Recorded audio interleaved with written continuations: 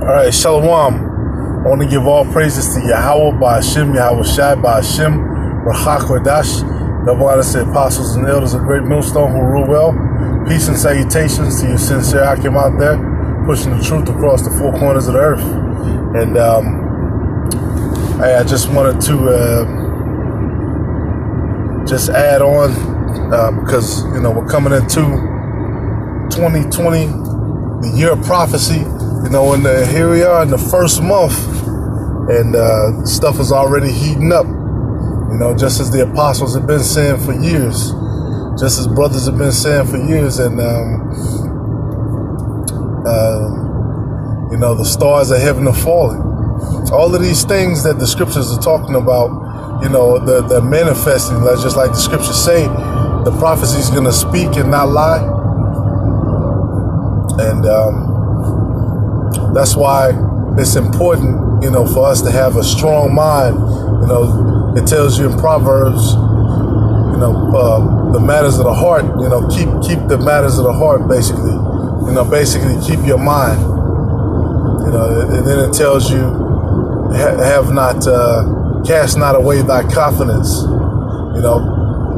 And that's one thing you can say about Kobe Bryant, when it came to the truth, he had that certain level of confidence. He, in the sport of basketball, he studied to show himself approved. I put it like that. All right, but when it pertains to the matters of our nation and the different things that pertain to our nation, hey, we have bigger fish to fry. He's a part of, that's one thing I was thinking about, because, you have certain people in the world that you might like or you might have favor for, because they're at a high level or, whatever the case may be, they have a zeal, all men have their favorites in whatever category. But at the end of the day, scriptures talk about what? Feed my sheep. The Lord wants his sheep to be fed. At the end of the day, all of these guys who are millionaires and they sign with Esau, they get these deals, these shoe deals, these movie deals, these book deals, whatever.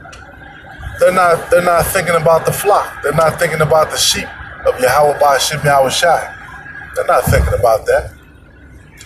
They're not. Scriptures talk about you're supposed to be meditating upon the scriptures day and night. They're not thinking about doing that. So, their fate is because we know why these things happen. It's the Most High. Shall there not be evil in the city, and the Most High had not done it? So, and that's part of that's why ultimately the tabernacle of the Lord rests with men. And I'm just quoting scriptures because as you can hear, I'm kind of driving. I can't really look down that much. But I can, roll in the spirit and paraphrase scriptures, and, people sit there, they walk by, the scriptures talks about that. Wisdom crieth out in the gate. We go to the gates, we go to the chief place of concourse, we cry out, we cry out and want to tell people the truth, but they don't want to listen.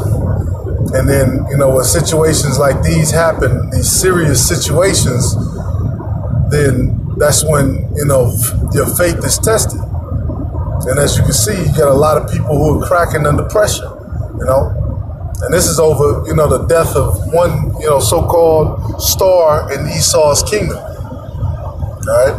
Because you got all these people who they sign with Esau, they get these multi-million-dollar contracts, these billion-dollar contracts. They're famous, successful. Everything they touch is fucking gold.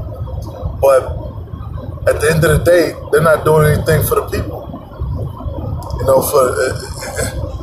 Which, you can't covet what somebody else has. The scriptures talk about, not being covetous, but at least give them the truth, or at least seek the truth, so you can give your people the truth. And in some senses, Kobe did that. You know, he did some interviews. He talked about, he gave some pieces of wisdom, but he didn't exalt the name Yahweh Ba'Shem Yahweh Shai. You know, and this is serious. That's why this is serious business. The business of the Lord is serious business. All right, our people want to play around and play all these games and play 2K all day. Hey, this goes to show that the Most High can snatch you up, no matter what rank you are, how high you are. You know, no man is exempt.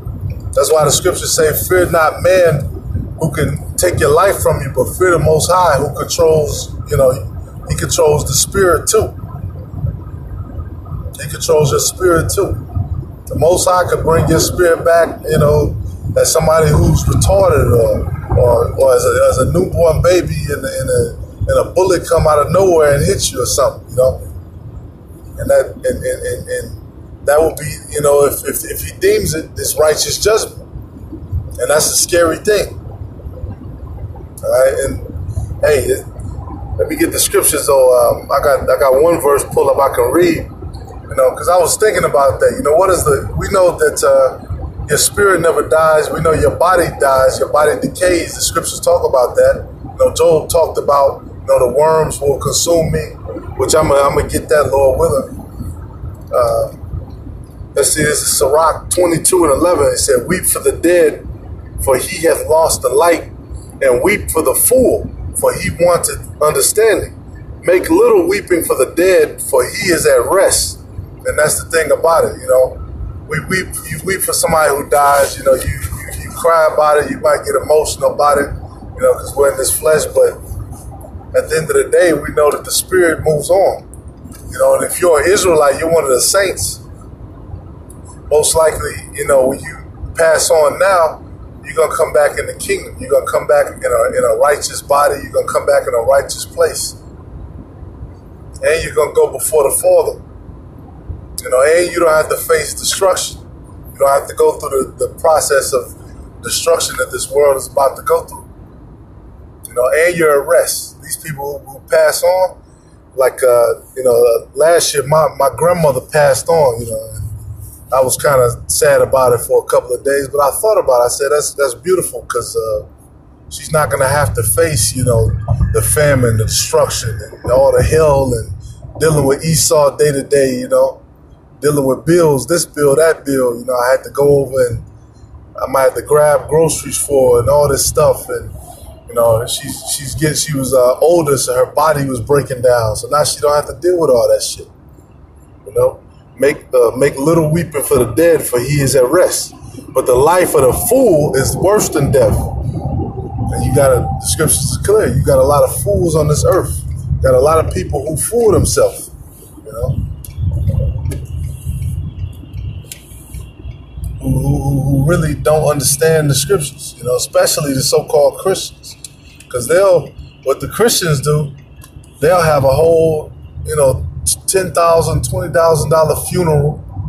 They'll sit here, they'll rent out the church, you got to mourn for the dead. Then they have a service, you know, the pallbearers and stuff. They have the viewing, they'll bring in the casket. You know, you gotta pay, you know, $6,000 and shit for the fucking casket.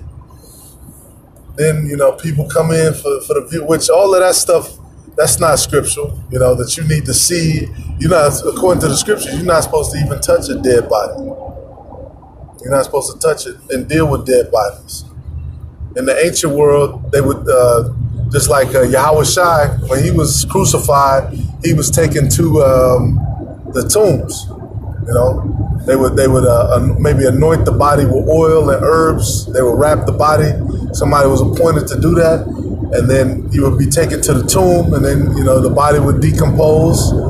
Or sometimes even they'll burn the body, but they'll keep the bones, and the bones will go in the tomb in some cases. All right, it's verse 12. 7 days do men mourn for him that is dead, but for a fool and an ungodly man all the days of his life. Yeah. And we're living in an ungodly world. Even when Kobe passed on, you had Edomites coming out and heathens coming out making jokes and saying all kind of crazy shit, talking shit. The scriptures talk about, shall not a dog move his tongue against the nation of Israel. So the heathens, they ain't supposed to say shit. They're supposed to have the uttermost respect, regardless, like David had for Saul. When Saul died, David still had a respect for Saul, even though, he had those wicked spirits that were dealing with him. So, hey, it's when you know the scriptures and you understand that there's always gonna be, hey, only two things are certain: death and life. That's all that's certain in this world, and it's a cycle. All right, but we know, of course, that's Salakia. We know, of course, that there's you got an honorable death and you got a dishonorable death. So you could be the judge of which is which. We know there are certain men the scriptures talk about in Revelations that are going to die serving the Lord. They're going to refuse the mark of the beast. They're going to refuse all of that. They're going to die as martyrs. You got certain men who are going to live on. They might have to go through prison, or they might have to go into the wilderness, whatever the case may be. They're going to live on. But the men who die, they're going to come back first. The scriptures tell us of that. All right, and I'm going to close out with this verse from Job. This is Job 19:26. This is what Job said. He said, "If I know that my Redeemer liveth, and that he shall stand at the latter day upon the earth." Yeah, Yahweh Shai was there at the beginning of the end of days, at the latter day upon the earth. He said, "And though after my skin worms destroy this body, yet in my flesh shall I see the Most High." Yep. So how is he gonna, if worms are gonna destroy him, how is he gonna see the Most High? Number one, when you die, you have your spiritual body. Number two, Job understood reincarnation, which that is a part of the scriptures. So he's gonna see himself again in a new body. And in the spiritual body too, when you're in the spiritual realm. After you die, you go before the judgment seat. He said, "Whom I shall see for myself, and mine eyes shall behold, and not another, though my reins be consumed within me." Right. So, this is all, and that's another thing too.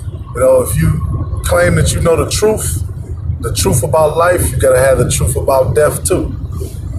That's another way that the church, they cheat people out of the understanding of the scriptures. Right?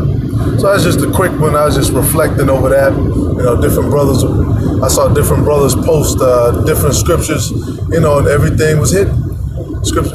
Another scripture, brother posted, we race not for a corruptible crown. All these crowns and these awards and all this stuff, these are all things that Esau created. These are all things, that Esau has ownership of. He was a player on a team. He was loyal to a team that was not loyal to him. These owners, they don't give a fuck about any of the players. They trying to make money off you. All right? How come if they loved you so much, how come you can't be an owner in their league? How come you can't, be an owner? You can't own the label or anything like that. You can't own the fucking company. All right? Because it is what it is. So, and that's why, that bitch had the slip up. She said, "Oh, the Los Angeles niggas," because that was what was in her heart, and it was the Most High that made us say that too. It was the Spirit that made us speak that. That's why the scriptures talk about, be careful what you say, in private. Hey, we all slip, we all get frustrated, but you gotta be careful about, what we say, especially about the men of the Lord. Through the tongue is life and death. So That's all I had. Lord willing, is edifying, just some reflections through the Spirit. Shalom.